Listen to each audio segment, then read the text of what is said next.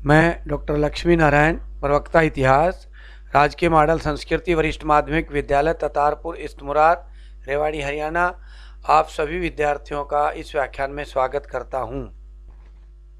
आज के अपने अध्याय का नाम है एक साम्राज्य की राजधानी विजयनगर। लगभग 14वीं से 16वीं सदी तक के इस साम्राज्य के बारे में जानेंगे। आज का अपना उपविषय है विजयनगर साम्राज्य का प्रशासन व अन्य गतिविधियां। विद्यार्थियों, विजयनगर के महान साम्राज्य ने 14वीं शताब्दी से 16वीं शताब्दी के मध्य तक लगभग 2 शताब्दियों तक दक्षिण में मुसलमानों के आक्रमण को रोके रखा। विजयनगर कर्नाटक का एक भाग था। इस भाग को मराठों ने अपने क्षेत्र में मिलाया बाद में, और उसके बाद टीपू सुल्तान ने भी इस पर कब्जा किया और बाद में 18वीं सदी के अंत में अंग्रेजी साम्राज्य का अंग बन गया। अंग्रेजों के काल में ही यहाँ के मंदिरों में पूजा पाठ बंद हुआ तथा मंदिरों व अन्य भवनों की मरम्मत करवाकर उनका संरक्षण किया गया। अर्थात अंग्रेजों के राज आने तक यहाँ के मंदिरों में पूजा पाठ होता था। उसके बाद अंग्रेजों ने बंद करवा करके और यहाँ के क्षेत्र को, यहाँ की बिल्डिंग्स को, सबको मरम्मत करवा करके संरक्षित किया गया। हमने पिछले पार्ट में कुछ भवनों की पुरानी जर्जर तस्वीर देखी थी जो संरक्षण से पहले की थी। ये तस्वीरें 1856 ईस्वी में अलेक्जेंडर ग्रिनला ने ली थी। उनके 60 मोमी कागज की नेगेटिव प्रिंट आज भी सुरक्षित हैं। विद्यार्थियों, अब विजयनगर का प्रशासन कैसा था जानकारी प्राप्त करते हैं। अभिलेखों तथा परंपराओं से पता चलता है कि विजयनगर साम्राज्य की नींव 2 भाइयों हरिहर राय और बुक्का राय ने 1336 ईस्वी में रखी थी। ये दोनों भाई मोहम्मद बिन तुगलक के सेनापति थे। आरंभ में ये हिंदू थे। जब मोहम्मद बिन तुगलक ने दक्षिण पर आक्रमण किया तो इनको पकड़कर ले गया और मुसलमान बना लिया तथा दक्षिण भारत को विजय करने के लिए सेना की कमान इनको सौंप दी। किसी बात को लेकर मोहम्मद बिन तुगलक से इनकी अनबन हो गई और ये दक्षिण में अपने पुराने स्थान पर आ गए। यहाँ वे गुरु विद्यारण्य से मिले। उन्हीं के निर्देशन, मार्गदर्शन और आशीर्वाद से पुनः हिंदू धर्म में लौटकर विजयनगर साम्राज्य की नींव रखी। यह साम्राज्य तुंगभद्रा नदी के दक्षिण में स्थित था।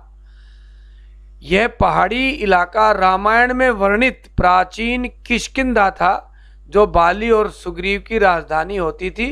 ये जानकारी आपको विद्यार्थियों पहले से होगी भी। किष्किंधा का वर्णन आपने रामायण में सुना होगा। ये तुंगभद्रा नदी का चित्र है, कैसे पहाड़ों के बीच से ये नदी बहती थी। और इन पहाड़ियों को देखिए, अलग अलग पत्थर अलग अलग रखे हुए से दिखाई देते हैं। ये तुंगभद्रा नदी के दक्षिण में स्थित हम्पी का चित्र है। ध्यान से देखिए विद्यार्थियों, ये हम्पी नगर बसा हुआ है सारा। ये सारा हम्पी नगर, इसके उत्तर में ये तुंगभद्रा नदी बह रही है। ये विरूपाक्ष का विशाल काय मंदिर है। पूर्वी गोपुरम दिखाई दे रहा है। ये विद्यार्थियों तुंगभद्रा नदी का चित्र नजदीक से लिया हुआ चित्र है। मैंने स्वयं यहाँ की यात्रा की है और देखिए नदी का तल देखिए, एकदम पत्थरों से पक्का है और बड़ा शुद्ध जल है। कितना पारदर्शी जल है, देखिए ध्यान से। ये विद्यार्थियों तुंगभद्रा नदी के किनारे बने 2 द्वार व उनके बीच में बना राजाओं का पूजा स्थल व विश्राम स्थल।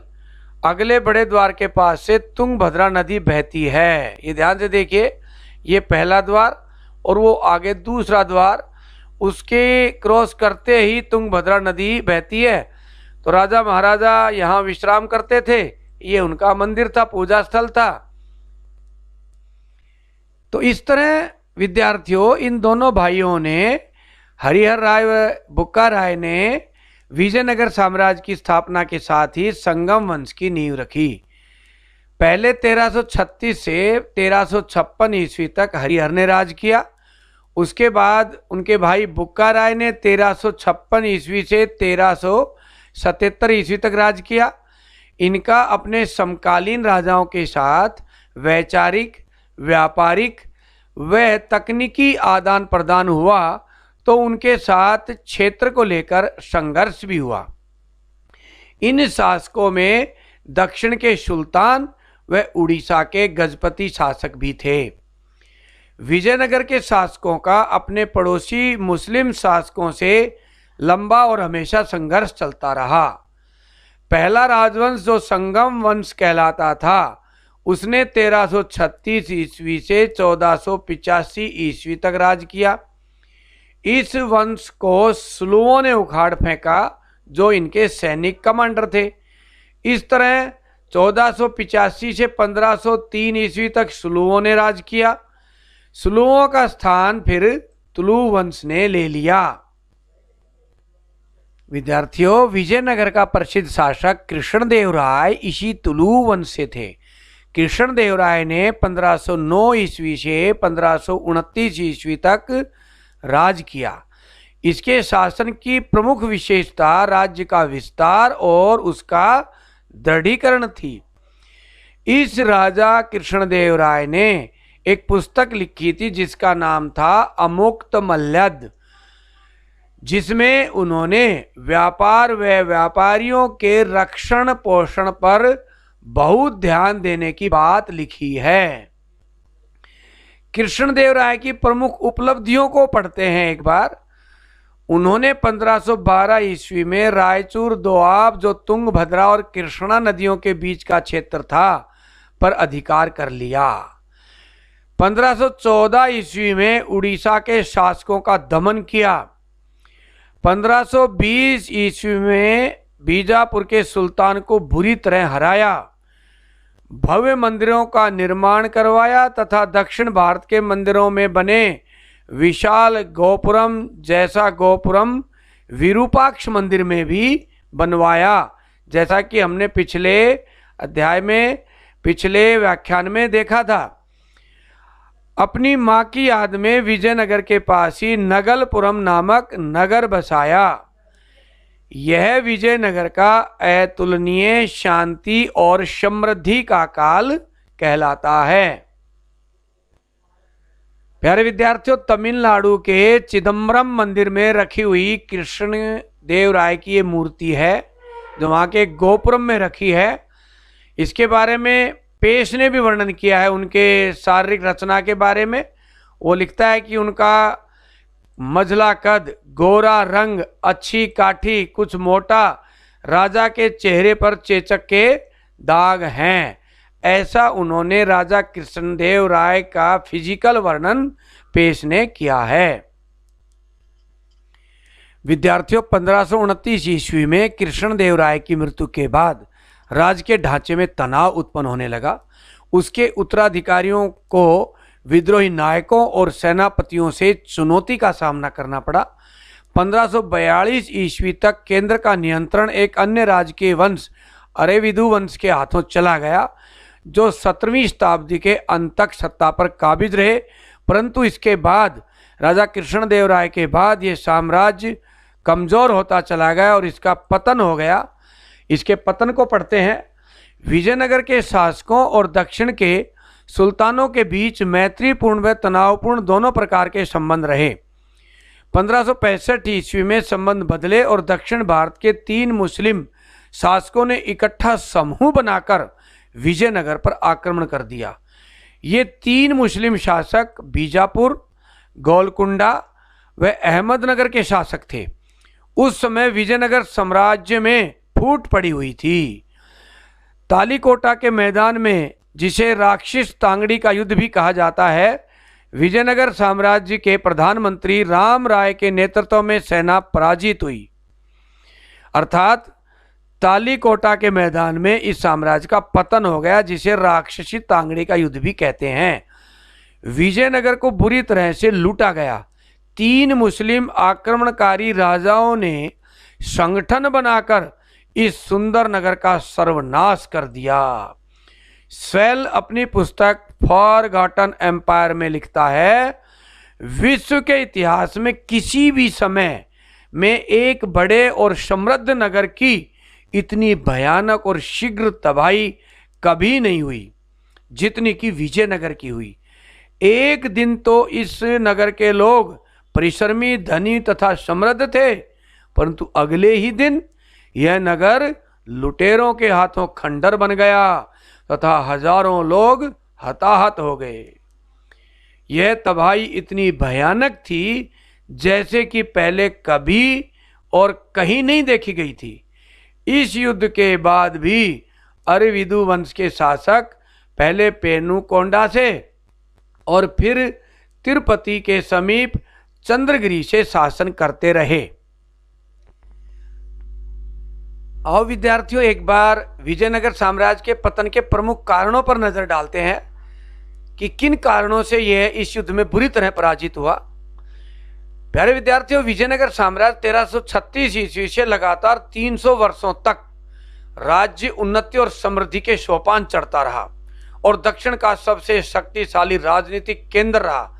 किंतु तालीकोटा के युद्ध के पश्चात यह छिन्न-भिन्न हो गया और पतन की ओर अग्रसर हो गया। इसके पतन के निम्नलिखित कारण हम देखते हैं। पहला कारण, कृष्णदेव राय के बाद उसके उत्तराधिकारी इतने योग्य नहीं थे जो सीमाओं की रक्षा कर सके। मुस्लिम राज्यों के साथ निरंतर संघर्ष से यह साम्राज्य कमजोर हो गया और इन आक्रमणों से इन्हें अपार क्षति उठानी पड़ती थी। तीसरा कारण, विजयनगर की सेना में संगठन का अभाव था, क्योंकि सेना का एक बड़ा हिस्सा नायकों और अमरनायकों के नेतृत्व में था और इसलिए विद्यार्थियों, सेना नायक और अमरनायकों की वफादार होती थी। चौथा कारण, आसपास के मुस्लिम राज्यों में आपसी एकता थी, जबकि विजयनगर के साथ ऐसा कोई सहयोगी नहीं था। इस तरह इस साम्राज्य का पतन हो गया। विद्यार्थियों, ये एक सुंदर महल के अवशेष हैं जो अब एक चबूतरा ही बचा है। देखिए कितने डिजाइन से बनाया गया था इस चबूतरे को पहले, फिर इसके ऊपर ये निर्माण कार्य किया गया था।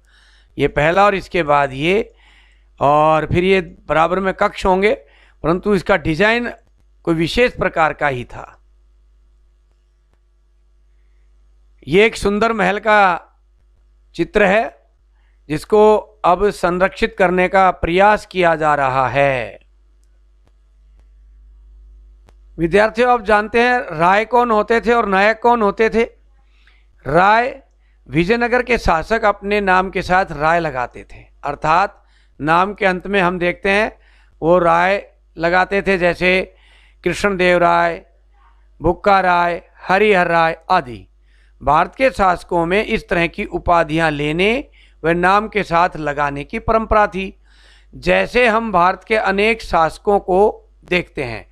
उड़ीसा के एक राजवंश ने गजपति की उपाधि ली हुई थी। गजपति का अर्थ होता है हाथियों का स्वामी। इस तरह विजयनगर की लोक प्रचलित परंपराओं में दक्कन के सुल्तानों को अश्वपति या घोड़ों का स्वामी तथा रायों को नरपति या लोगों के स्वामी की संज्ञा दी गई है। अब जानते हैं नायक कौन थे। विजयनगर साम्राज्य में राजाओं के पास नायक होते थे। इनकी विशेषताएं इस प्रकार हैं। नायक सेना के प्रमुख होते थे जो किलों पर नियंत्रण रखते थे। दूसरा, आमतौर पर ये एक स्थान से दूसरे स्थान पर भ्रमणशील होते थे, यानी कि सेना के साथ ये घूमते रहते थे।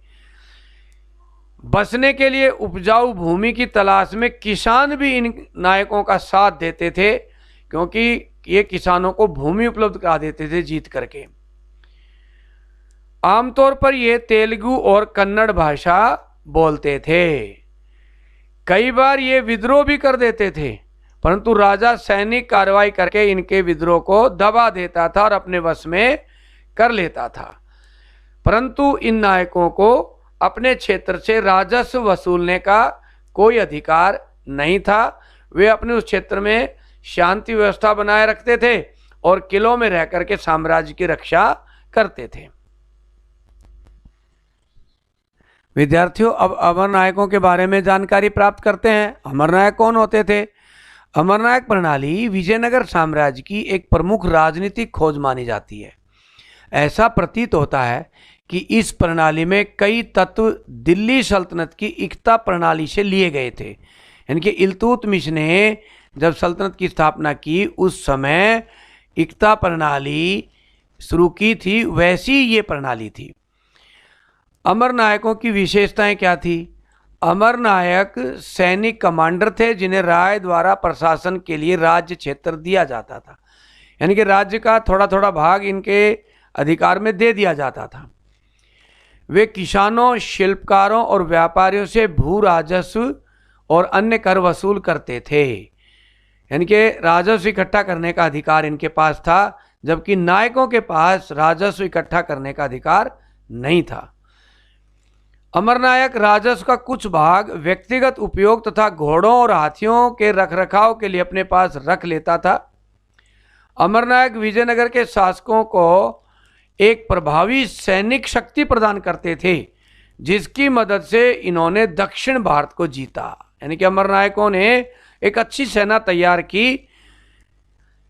वे राजस्व का कुछ भाग अपने क्षेत्र में सिंचाई के साधनों और मंदिरों के रखरखाव पर भी खर्च करते थे। यानी कि अमरनायक राजस्व इकट्ठा करते थे तो वो अपने व्यक्तिगत उपयोग पर खर्च करते, घोड़ा हाथियों के रखरखाव पर खर्च करते।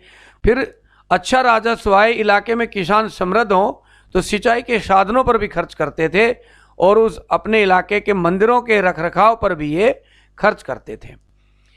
अमरनायक वर्ष में एक बार राजा को भेंट भेजा करते थे। कई बार अपनी स्वामी भक्ति प्रकट करने के लिए राजा के दरबार में उपहारों के साथ स्वयं उपस्थित होते थे। राजा भी कभी कभी उनको एक स्थान से दूसरे स्थान पर स्थानांतरित कर देता था और उनको ये दर्शाता था कि तुम मेरे नियंत्रण में हो। यानी कि अपना नियंत्रण दिखाने के लिए उनके ट्रांसफर करता था। 17वीं शताब्दी में इनमें से कुछ नायकों ने अपने स्वतंत्र राज्य स्थापित कर लिए, क्योंकि सेना रखते थे और जैसे ही केंद्र कमजोर हुआ ये अपने राज्य स्थापित करने लग गए। इस कारण केंद्रीय राजकीय ढांचे का विघटन तेजी से होने लगा और ये कारण भी माना जाता है पतन का। शासक और व्यापारी के कैसे संबंध थे? किस तरह के संबंध थे? विद्यार्थियों देखो, शासक और व्यापारी के आपसी संबंध एक दूसरे की जरूरत पर आधारित थे। शासकों को अपने राज्य को सुरक्षित करने के लिए अच्छे घोड़े चाहिए और सेना का साजो सामान चाहिए। ये सब पूर्ति कहाँ से होती थी? व्यापारियों से। इसलिए हमने पीछे पढ़ा, कृष्णदेव राय ने भी कहा कि व्यापारियों से अच्छे संबंध बनाने चाहिए। क्या क्या चीजें व्यापारियों से मिलती थी इनको? अरबी घोड़े युद्ध के लिए अच्छे माने जाते थे। इन घोड़ों का व्यापार अरबी व्यापारी करते थे। बाद में भारतीय स्थानीय व्यापारी भी इन घोड़ों का व्यापार करने लगे और एक अन्य जाति बन गई जिनको आज भी किस नाम से जाना जाता है? कुदिरई चेट्टी। ये घोड़ों के व्यापारी थे। 1498 में पुर्तगाली भारत में आए और वे बंदूकों का प्रयोग करते थे और इसलिए उन्होंने बंदूकों का प्रयोग करके आसपास के काफी इलाके पर अपना प्रभाव बना लिया था और एक राजनीतिक शक्ति के रूप में उभर रहे थे। तो विजयनगर के शासक भी चाहते थे कि पुर्तगालियों व्यापारियों से उन्हें बंदूकें मिल जाए, इसलिए उनसे अच्छे संबंध रखने का प्रयास किया। विजयनगर का बाजार मसालों, वस्त्रों और रत्नों के लिए प्रसिद्ध था। राज्य की जनता धनी थी और विदेशी वस्तुओं की मांग थी, जैसे रत्न, आभूषण जैसी महंगी वस्तुएं वो मांग करते थे। यानी कि लोकल लोग विदेशों से रत्न और आभूषण मंगवाते थे। इस व्यापार से राज्य की समृद्धि और आय बढ़ती थी। विजयनगर के प्रसिद्ध शासक कृष्णदेव राय के बारे में हमने अभी पढ़ा। वो तुलु वंश से थे। कृष्णदेव राय ने 1509 से 1529 20 साल राज किया। इसके शासन की प्रमुख विशेषता राज्य का विस्तार और दृढ़ीकरण था और ये कैसे हुआ? अच्छे व्यापार से। इस राजा कृष्णदेव राय ने अमुक्त मल्लत पुस्तक लिखी जिसमें शासक ने व्यापार और व्यापारियों के रक्षण पोषण पर बहुत ध्यान दिए जाने के बारे में लिखा है। उन्होंने बंदरगाहों को सुधारने और वाणिज्य को प्रोत्साहित करने की बात की, जिससे घोड़ों, हाथियों, रत्नों, चंदन, मोती तथा अन्य वस्तुओं का खुले तौर पर आयात किया जा सके। विदेशी नाविकों के रुकने का अच्छा प्रबंध करना चाहिए, यानी कि विदेशी नाविक आते हैं तो अच्छे से उनकी व्यवस्था करनी चाहिए। कई बार तूफान, बीमारी या थकान के कारण भी नाविक उनके प्रदेश में रुक जाते हैं, उतरना पड़ता है उनको किनारों पर, तो उनकी भी भली भांति देखभाल करनी चाहिए। विदेशी व्यापारियों को दरबार में बुलाकर सम्मान करना चाहिए और उनको तोहफे देने चाहिए। उनके व्यापार को उचित मुनाफे की स्वीकृति अर्थात गारंटी देनी चाहिए कि यदि आप हमारे राज्य में व्यापार करेंगे तो आपको अच्छा मुनाफा मिलेगा। इस तरह की बात राजा कृष्णदेव राय ने लिखी है। प्यारे विद्यार्थियों, ये सारी बातें हम इसमें अमुक्त माल्यद का ये एक दृष्टांत है, इसमें दृष्टि डालने पर आपको सारा पढ़ने को मिलेगा। हम्पी का बाजार कैसा था? हम्पी एक समृद्ध नगर था। 16वीं शताब्दी के मध्य में पुर्तगाली सैलानी पेज तथा नूनीज हम्पी आए थे। उन्होंने हम्पी के बाजार का बहुत अच्छा विवरण दिया है। इस बाजार में बहुत से व्यापारी रहते थे तथा वहाँ सभी प्रकार के हीरे, जवाहरात, मोती, कपड़ा सब मिल सकता था। वे लिखते हैं कि नगर में रहने वाले लोग बहुत ही सुंदर कपड़े पहनते थे तथा आकर्षक आभूषणों से लदे होते थे। स्त्रियों के आभूषण की बहुमूल्यता का अनुमान लगाना मुश्किल था, यानी कि स्त्रियां बहुत महंगे महंगे आभूषण पहनती थी। कई स्त्रियों द्वारा पहने गए कंगन, कड़े और बहुमूल्य पत्थर इतने भारी थे कि कई स्त्रियां उन्हें उठा भी नहीं सकती थी तथा उनको उठाने के लिए कई स्त्रियां उनके साथ चलती थी, मदद करती थी उनके आभूषणों को उठाने के लिए, और वो पहने रहती थी। पेज द्वारा ये बड़ा सजीव वर्णन उन्होंने अपनी पुस्तक में किया है। पेश बाजार का एक सजीव विवरण देता है जो हम इसमें पढ़ सकते हैं।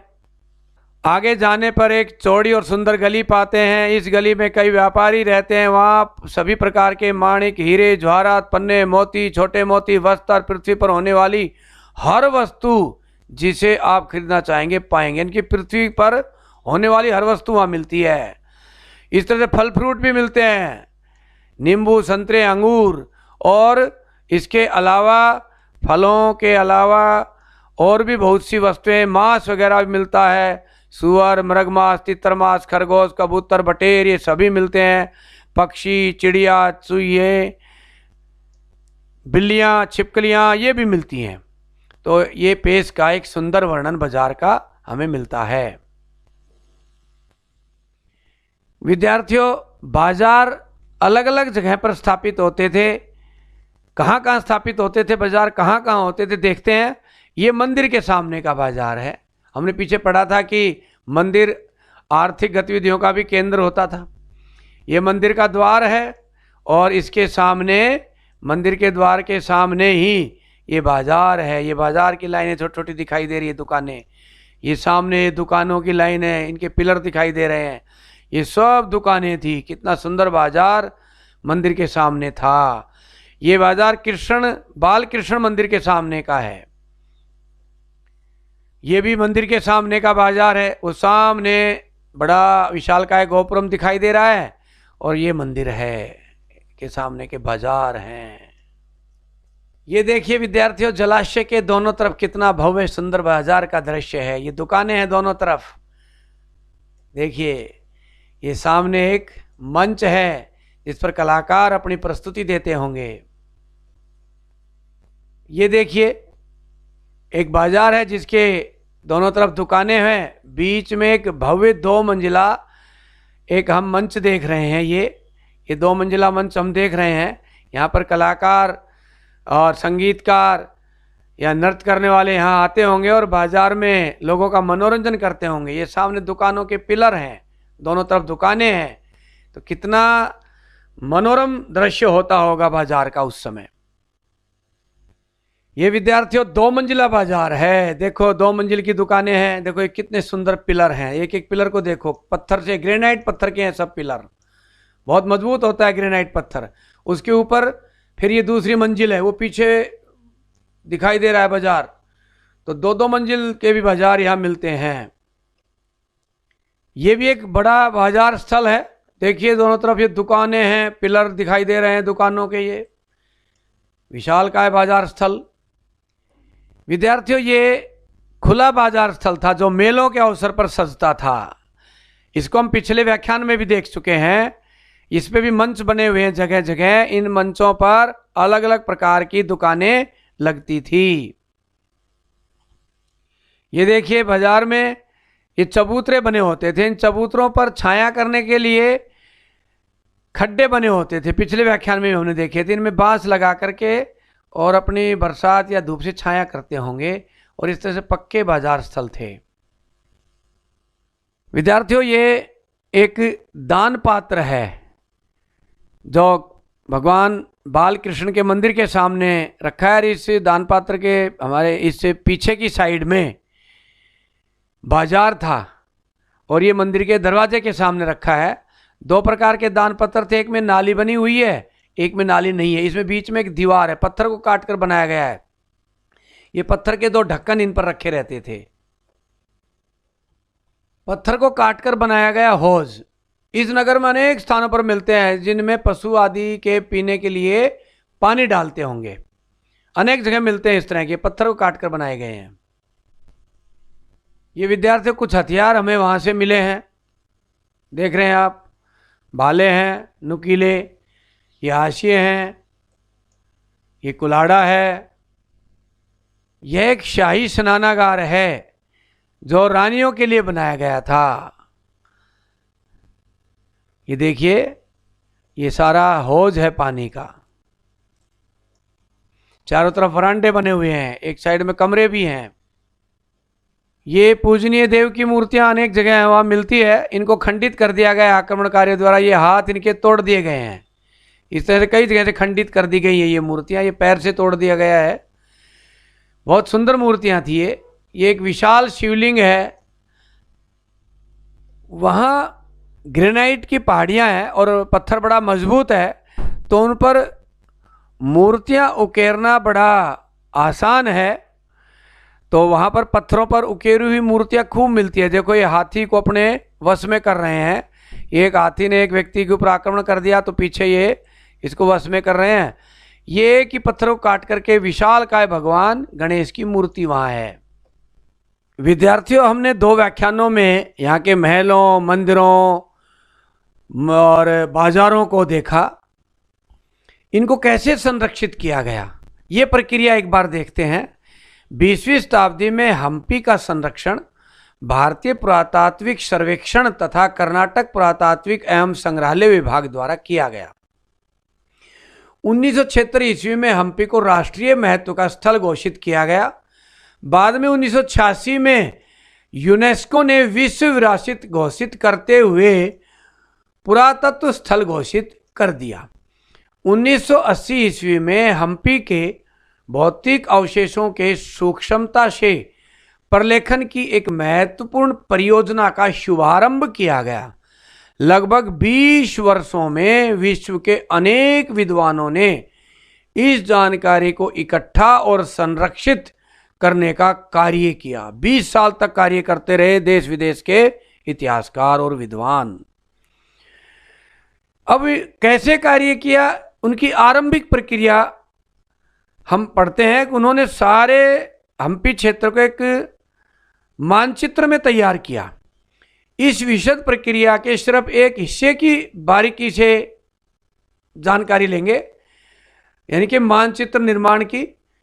इसका पहला चरण यह था मानचित्र निर्माण का कि संपूर्ण क्षेत्र को 25 वर्गाकार भागों में बांट दिया और प्रत्येक वर्ग को अंग्रेजी वर्णमाला के एक अक्षर से इंगित किया गया। अंग्रेजी वर्णमाला में 26 अक्षर होते हैं, परंतु 25 भागों में बांटा, इसलिए उन्होंने ए से जेड तक में आई को छोड़ दिया, 25 हो गए। फिर इन छोटे वर्गों को पुनः और भी छोटे वर्गों के समूहों में बांटा गया। यह भी काफी नहीं रहा, इसलिए आगे फिर छोटे वर्गों की और छोटी इकाइयों में बांटा गया। जैसे ए वर्ग को ले, फिर उसको आगे 25 वर्गों में बांट दिया, ए को भी। जैसे A B, A C, A Z, फिर ए को भी आगे और 25 वर्गों में बांट दिया, ए बी, ऐसे। और फिर आगे बांटते चले गए ऐसे। आगे एक मैप में समझते हैं इस प्रक्रिया को। अब विद्यार्थियों, अब मानचित्र में समझते हैं। ये देखिए, हम्पी को 25 वर्गाकार भागों में बांट दिया गया, ऐसे A B C D E ऐसे। इसमें आई नहीं है। 5 किलोमीटर की लंबाई एक को दी गई, तो इस तरह से 25 किलोमीटर का एरिया, 25 किलोमीटर ऐसे और 25 किलोमीटर एरिया ऐसे। इसको 5-5 किलोमीटर के हिसाब से बांट दिया। फिर इसमें सघन इलाके को और आगे भागों में बांटा। जैसे ये एन वाला इलाका है, ये बीच में, इसको ये हमने ले लिया, ये एन वाला इलाका है। इसको फिर 5 भागों में बांट दिया, 1-1 किलोमीटर पर। ये डिस्टेंस 1 किलोमीटर की, फिर ये 1 किलोमीटर, फिर ये 1 किलोमीटर, ऐसे। और फिर इनको नंबरिंग दी गई, एन ए, एन बी, यानी कि ABCD दे दी गई एन को भी। और इस तरह से फिर बांट करके फिर इनका सघन अध्ययन किया गया। फिर कुछ इलाके और भी सघन थे, उनको आगे और बांटना पड़ा। तो आगे हम देखते हैं कि जो मंदिर का इलाका था, विरूपाक्ष मंदिर का इलाका था, ये NM वाला इलाका, इसको आगे फिर और छोटे भागों में बांटा गया और मंदिर को अलग से एक भाग में बांट करके अलग से अध्ययन किया गया। वो देखते हैं अगले मानचित्र में। विद्यार्थियों, अब इस NM इलाके का अध्ययन करते हैं। यानी कि इस NM को हम पहले देखा कि पहले 5-5 किलोमीटर पर बांटा गया था, फिर आगे चलकर उसको 1-1 किलोमीटर के हिस्से में बांटा गया। अब इसको 250-250 मीटर में बांट दिया गया, ऐसे। इस तरह से बांटे गए ये। और फिर मंदिर का इलाका अलग से इसमें से, विरूपाक्ष मंदिर का इलाका फिर छोटे क्षेत्र से इसमें से निकाला गया। ये विरूपाक्ष मंदिर का नक्शा आ गया। फिर यहाँ गहन अध्ययन किया गया। ये पूर्वी विशाल द्वार है विरूपाक्ष मंदिर का, ये दूसरा द्वार, ये मंडप हैं विरूपाक्ष मंदिर के, ये एक उत्तर द्वार है। इस तरह से ये मंदिर का द्वार दिखाया गया है। ये नक्शा हमने पिछले व्याख्यान में भी देखा था। तो इस तरह से अध्ययन करके छोटी छोटी चीज़ों को अनेक यात्रियों के वृत्तांतों से, साहित्यों से, दक्षिण भारत के मिलने वाले साहित्यों से, जो तमिल, कन्नड़, संस्कृत, तेलुगु किसी भी तरह से मिले उनसे, और फिर वहाँ की मिली वस्तु के साथ मिलान करके इतिहास का निर्माण वहाँ पर किया गया। तो विद्यार्थियों, जैसा कि हमने पीछे मानचित्र में देखा, ये गहन सर्वेक्षण बहुत परिश्रम से किए गए थे और इनसे हजारों संरचनाओं के अंशों, छोटे देव स्थलों और आवासों से लेकर विशाल मंदिरों तक को पुनः उजागर किया गया। उनका प्रलेखन भी किया गया। इस सब के कारण सड़कों, रास्तों और बाजारों आदि के अवशेषों को पुनः प्राप्त किया जा सका है। John M Fitts, George Mitchell तथा MS नागराज राव, जिन्होंने इस स्थान पर वर्षों तक कार्य किया और वो कार्य के आरंभ से अंत तक जुड़े रहे, इन्होंने पत्थरों के बीच की जगह, दरवाजों के छज्जों तथा मीनारों के बीच के विभिन्न बिंदुओं की कल्पना की। इन्होंने विभिन्न यात्रियों के वृत्तांत को फिर इन भवनों के साथ मिलान किया। उन भवनों को देखा, फिर उस समय जो यात्री आए थे उन्होंने क्या वृत्तांत लिखा अपनी पुस्तक में, उससे मिलान किया। बीच बीच में हमें वहाँ मिले अभिलेखों से भी मिलान किया, उनसे भी मदद ली गई। और इस तरह से विजयनगर के इतिहास का बड़ी मेहनत के साथ विद्यार्थियों पुनर्निर्माण हो सका है, जो उस समय का सबसे अच्छा और विशाल समृद्ध साम्राज्य माना गया है। इसी के साथ आज का व्याख्यान हमारा समाप्त होता है। कुछ अभ्यास के प्रश्न। विजयनगर की स्थापना कब और कैसे हुई वर्णन करें। राजा कृष्णदेव राय और उनकी उपलब्धियों का वर्णन करें। विजयनगर साम्राज्य के पतन के कारण लिखो। राय किन्हें कहा जाता था, नायक कौन थे, अमर नायकों का वर्णन करो। विजयनगर साम्राज्य में शासक और व्यापारियों के संबंधों पर प्रकाश डालिए। पेश हम्पी के बाजार का कैसा वर्णन करता है। महलों, मंदिरों और बाजारों के अंकन की प्रक्रिया का वर्णन करें। इसी के साथ आज का व्याख्यान समाप्त होता है। आप सभी का बहुत बहुत धन्यवाद।